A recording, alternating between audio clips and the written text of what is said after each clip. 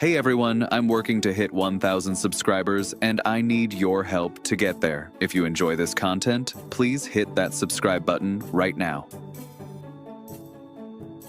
49er faithful. Some stories make headlines, and some stories are the kind you only hear whispered around the hallways in Santa Clara.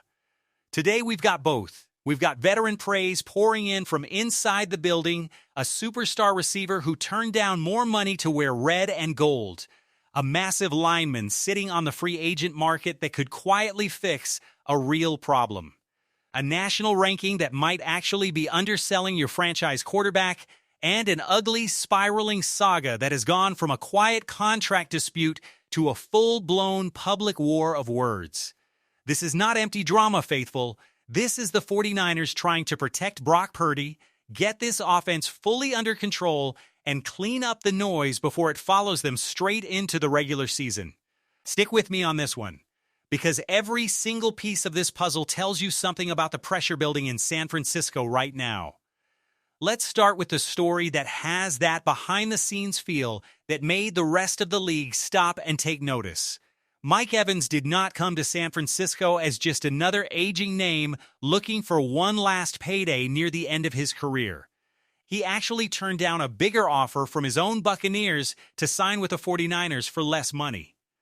Sit with that for a second, because that single decision tells you two things at once.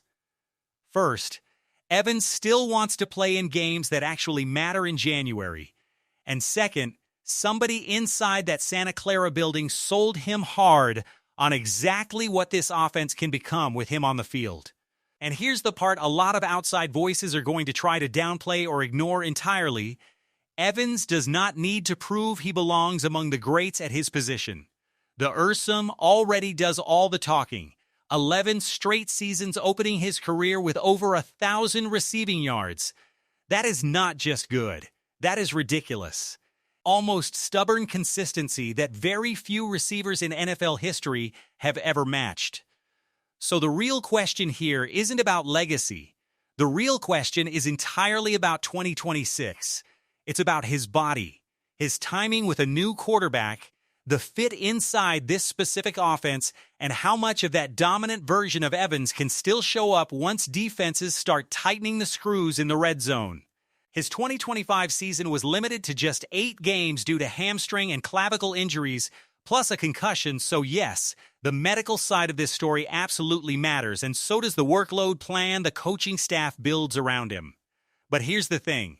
Faithful, the signal coming from inside the building does not sound cold or cautious at all. George Kittle described Evans as smart, reliable, a guy who catches absolutely everything, runs precise routes, and competes with real effort on every single snap. And fullback Kyle Juszczyk went even further, saying Evans looked flat-out unguardable during offseason work. That is not outside hype or manufactured buzz. That is experienced. Accomplished players recognizing another elite player up close, and in Kyle Shanahan's offense, that kind of internal respect can completely reshape the entire game plan. Think about what this actually means for Brock Purdy. He now has a perimeter target who understands leverage, body control, tight coverage windows, and precise timing at an elite level. This isn't just about adding straight-line speed to the receiver room. It's about adding genuine presence, the kind of receiver who can turn a contested, difficult throw into an easy first down, who forces opposing cornerbacks to play with real respect from the snap, and who pulls extra safety attention simply because of his reputation around the league. National outlets have already flagged Evans as one of the veteran additions worth watching closely once training camp opens, and honestly, that tracks completely. Camp will show us whether the chemistry with Purdy clicks immediately or needs a few weeks to fully develop. But the read from inside the building is already very much alive and well. If Evans stays healthy, if George Kittle is fully back to form, if Christian McCaffrey is available and rolling, and if this receiver room really is as deep as the people inside this organization seem to genuinely believe, San Francisco has a real path to go from a solid top 10 offense into something considerably more dangerous. Not just dangerous on paper, either. Dangerous in December and January, when it actually counts. Now, let's shift the spotlight away from the perimeter and into the trenches, into the dirty, unglamorous part of football that ultimately decides whether an entire offensive game plan breathes freely or completely suffocates under pressure. The name quietly floating around is Mekhi Becton, and whenever a player that physically enormous is sitting available on the open market, the first instinct for most fans is simply to stare at the height, the weight, and the raw, jaw-dropping power. But the real question circulating in Santa Clara isn't whether Becton looks impressive stepping off the team bus. The real question is whether he can actually help protect Brock Purdy from the interior of that offensive line without becoming yet another expensive gamble that demands more patience than this roster can afford to give. Becton is, by any measure, an absolutely massive human being. A former Eagles and Chargers lineman standing 6'7" and tipping the scales at well over 360 pounds, the kind of frame that genuinely changes the geometry of an entire offensive line just by existing in the huddle. But nobody inside a serious championship-caliber front office looks at raw size alone and simply ignores the rest of the story. The injury history is real.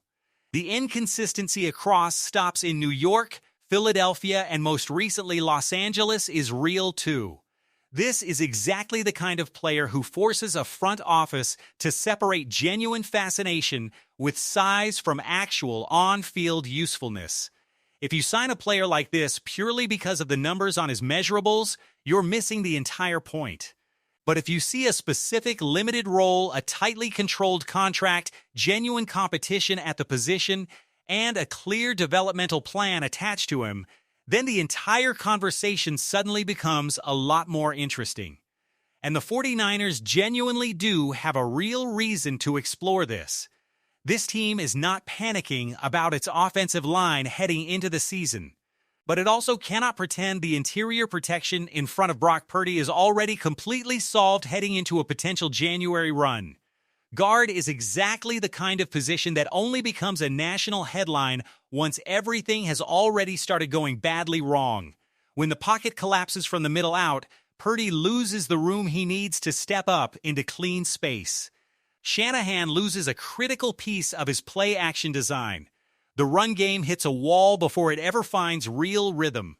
And suddenly, an offense absolutely loaded with talent on paper starts playing rushed, hesitant football on Sundays.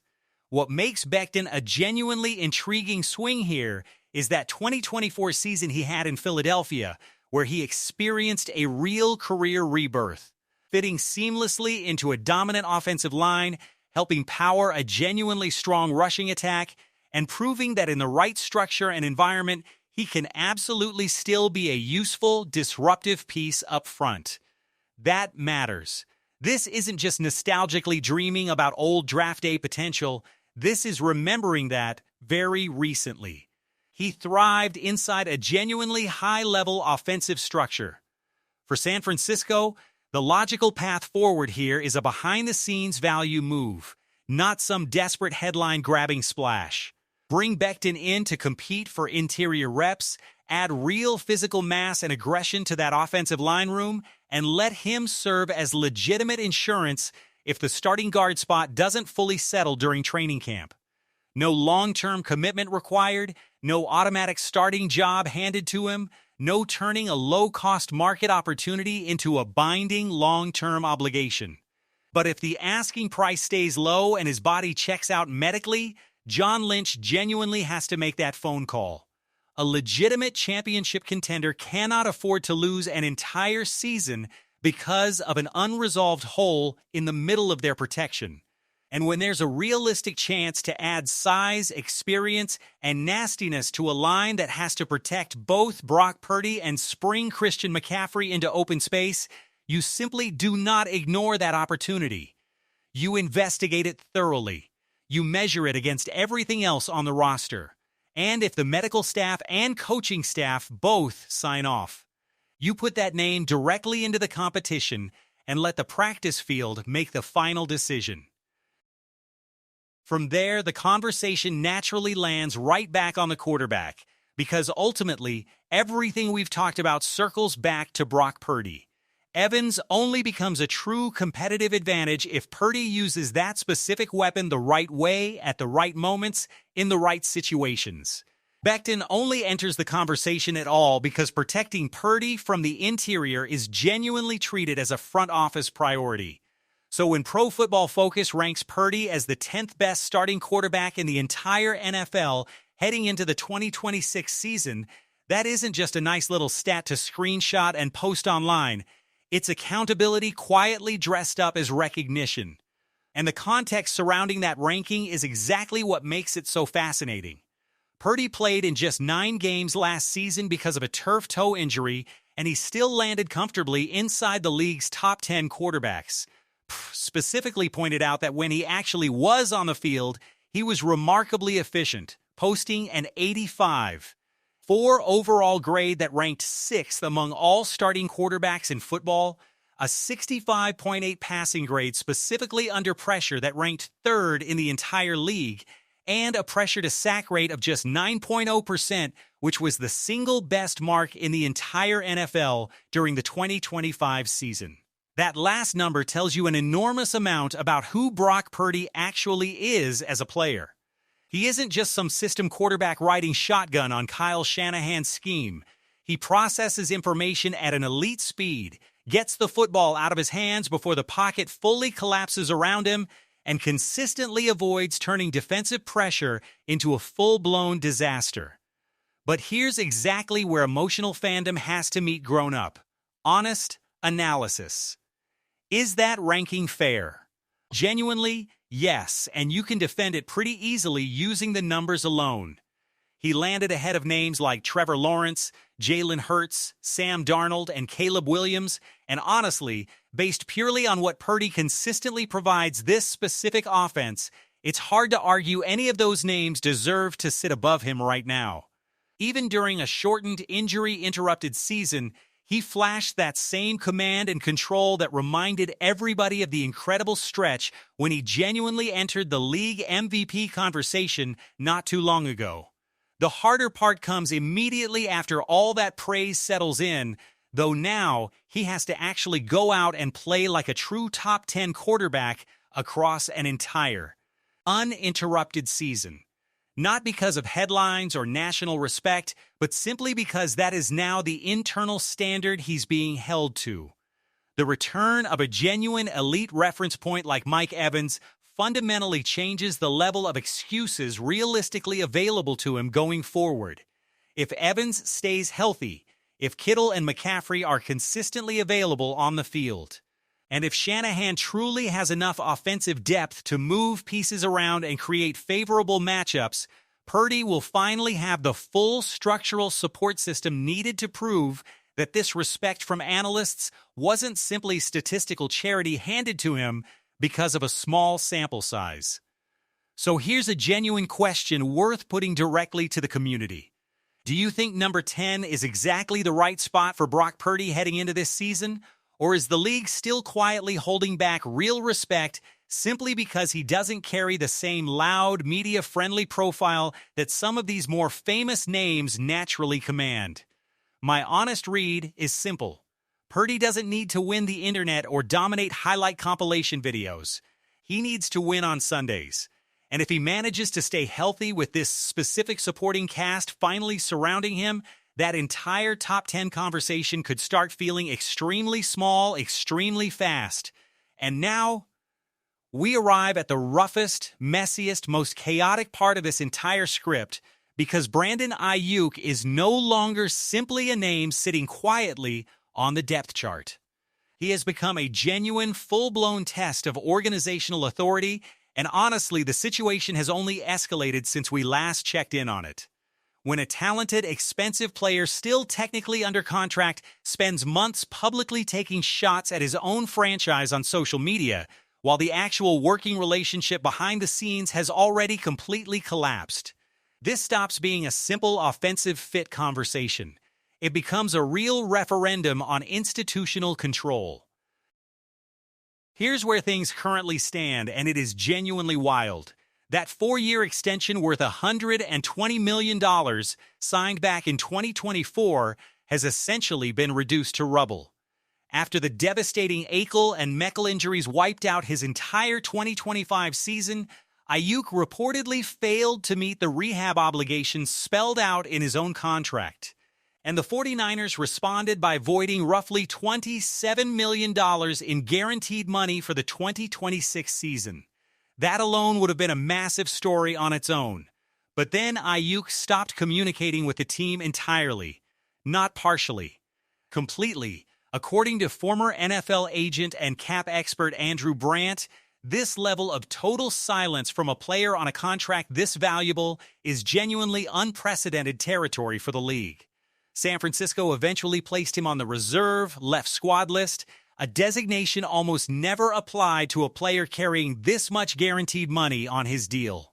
And instead of quietly working things out behind closed doors, Aiyuk decided to take this entire saga public, and public in the most explosive way imaginable. He posted videos calling the organization little-ass boys and telling them to stop running from the bill. He mocked the front office directly, saying they were mad at themselves for paying him $50 million in 8 months only to have him force his way out of the building.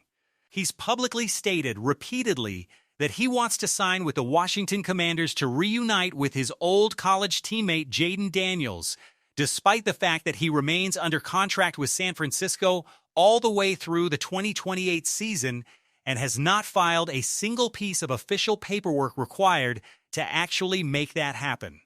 On top of all of that, Aiyuk has since parted ways with his own agent, meaning he is currently navigating this entire chaotic standoff without professional representation, and he's even publicly called out the Inflilpa itself, accusing people within his own union of withholding information from him.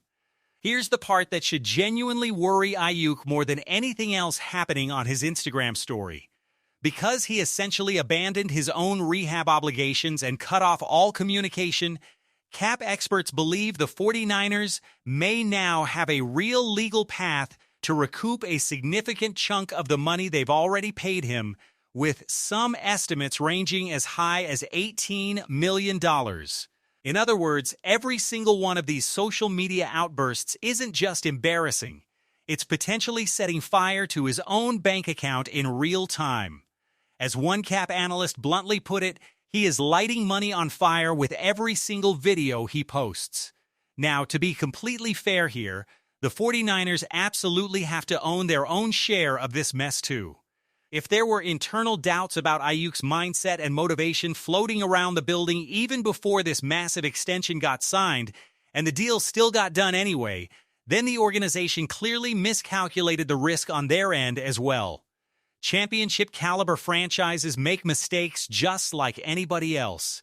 The real difference is entirely in how they respond and correct course once those mistakes become obvious. And based on everything that's unfolded here, Aiyuk has essentially handed San Francisco every single tool they need to walk away clean, and possibly even get paid back in the process. Nobody is trying to erase what Aiyuk was capable of on the field when everything was actually clicking. He brought real talent, real impact, and plenty of genuinely big moments to this franchise. But the jersey carries real weight and real responsibility too. If a player refuses to report, refuses to meet his own contractual obligations, and spends his time actively trying to wear down his former team on social media instead of resolving things like a professional, San Francisco simply cannot afford to act like an emotional hostage to the situation. This has to be closed out with legal precision and total competitive clarity. A genuine championship contender cannot treat public noise like some kind of unavoidable tradition. Noise gets handled decisively, and then the roster moves forward without looking back. So when you step back and look at all 4 of these stories together, faithful, they're all really telling you the exact same underlying truth from 4 completely different angles. Mike Evans represents the calculated high-upside impact bet this front office made. Mekhi Becton would represent the low-cost physical experiment designed to protect the middle of this offense if the current options don't hold up. Brock Purdy is finally getting national respect, but that respect immediately comes wrapped in much bigger expectations for a full, healthy season. And Brandon Aiyuk stands as the loud, unavoidable reminder that raw talent without genuine organizational alignment can quickly curdle into complete dead weight, no matter how much money is attached to the name. Santa Clara has to keep moving forward with a clear head through all of this noise, because this championship window this roster has built simply does not wait around for anybody to get comfortable again. All right, faithful, I want your honest, unfiltered read on all of this down in the comments right now. Do you think Mike Evans still has enough gas left in the tank to be the true difference maker this offense desperately needs in the red zone? Would you actually take a low-cost flyer on Mekhi Becton to shore up the interior of that offensive line? Is number 10 actually the right ranking for Brock Purdy, or is he still being disrespected nationally? And when it comes to the Brandon Aiyuk situation, are you team cut him loose immediately, or team try to squeeze every last dollar back out of him first? Drop your takes below, because I promise you I am reading every single one of them. If this video gave you something genuinely worth thinking about heading into training camp, please do me a favor and smash that like button, because it truly helps this channel reach more of the faithful who need to see exactly what's happening behind the scenes in Santa Clara. And if you haven't done it already, hit that subscribe button and turn on notifications, because this Aiyuk saga alone is moving fast, and you do not want to miss the moment this entire situation finally reaches its breaking point. Thank you all so much for watching, and I will see you in the very next video. Go Niners!